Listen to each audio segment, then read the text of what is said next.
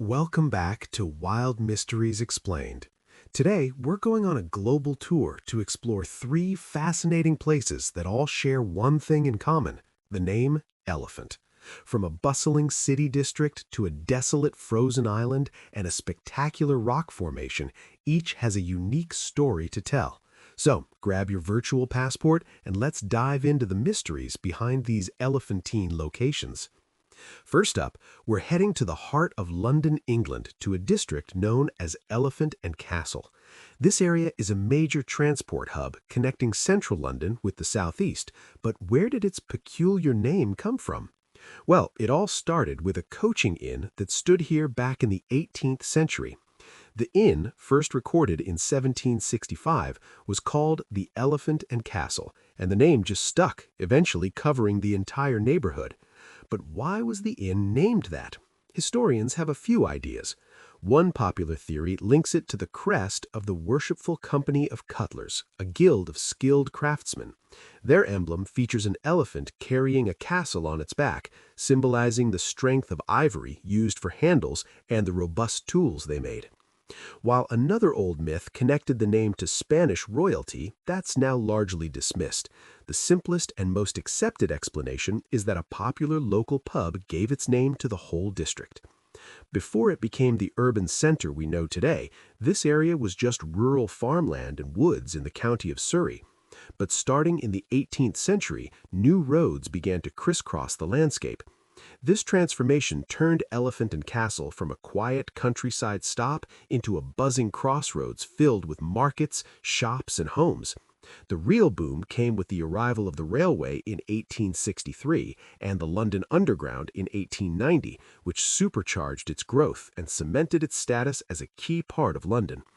By the early 20th century, Elephant and Castle was a vibrant social hub, complete with theaters, cinemas, and department stores. Sadly, the area suffered terrible damage during the bombing raids of World War II. The post-war era brought massive redevelopment projects. New roundabouts and road systems dramatically altered the district's appearance.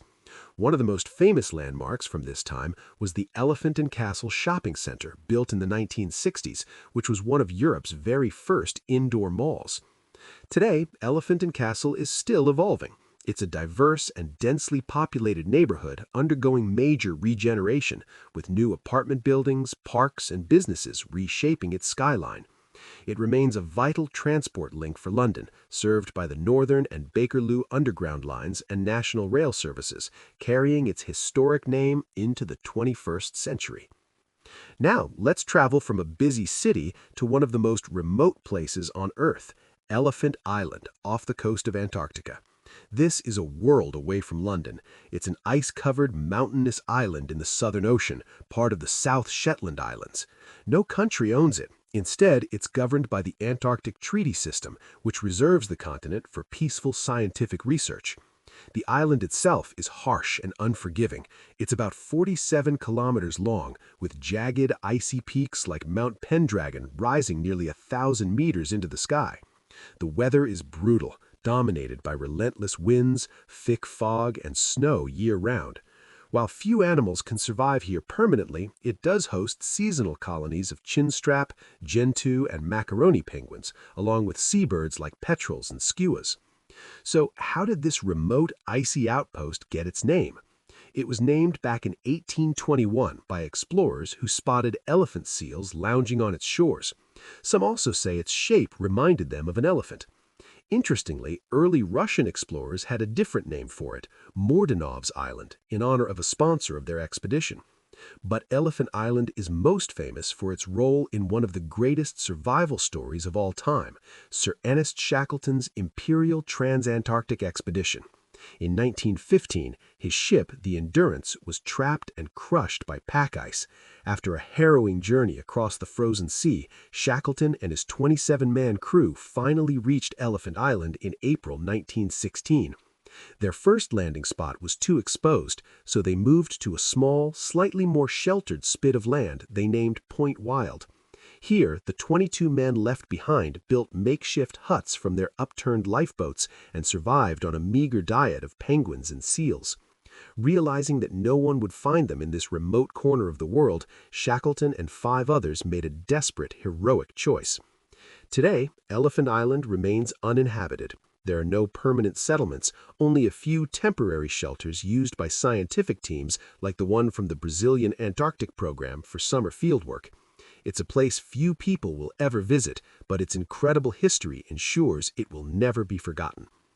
For our final stop, we're heading to the dramatic landscapes of Iceland to a place called Elephant Rock. Located on the island of Heimaey in the Westman Islands, this is not a town or a historical site, but a breathtaking natural wonder. As its name suggests, Elephant Rock is a massive sea cliff that looks exactly like the head of a giant elephant, complete with a trunk dipping into the cold Atlantic waters. It's one of Iceland's most iconic and photographed geological formations. This isn't a man-made statue, it's a masterpiece carved by nature. The rock is made of basalt, a dark volcanic rock. During ancient eruptions, lava flowed and then cooled rapidly, contracting and cracking to form long geometric pillars.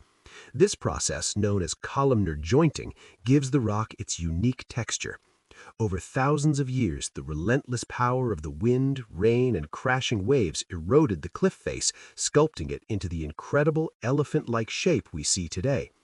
The volcanic landscape of the Westman Islands is geologically active and has been shaped by eruptions for millennia. While it's hard to pinpoint the exact age of Elephant Rock, it's a testament to the powerful forces that have created Iceland itself. Of course, local folklore has its own imaginative stories, with tales of giant elephants turned to stone by magic. These legends add a layer of mystique to an already awe-inspiring sight. Elephant Rock is a major tourist attraction, but it's best viewed from the sea. Boat tours around Heimaey offer spectacular views of the rock and the surrounding cliffs, which are also home to huge colonies of seabirds like the famous Atlantic puffins during their breeding season. Because of its sheer cliffs and location in the ocean, climbing Elephant Rock is impossible, making it a natural sculpture that can only be admired from a distance. So, there you have it. 3 very different places, all named Elephant, each with its own incredible story. We've traveled from the urban history of London's Elephant and Castle to the heroic survival tale on Antarctica's Elephant Island, and finally to the geological marvel of Iceland's Elephant Rock. It just goes to show how a single name can connect vastly different corners of our world. Which one was your favorite? Let us know in the comments below. Thanks for joining us on this journey. If you enjoyed this video, don't forget to like, subscribe, and hit that notification bell so you don't miss our next adventure. See you next time.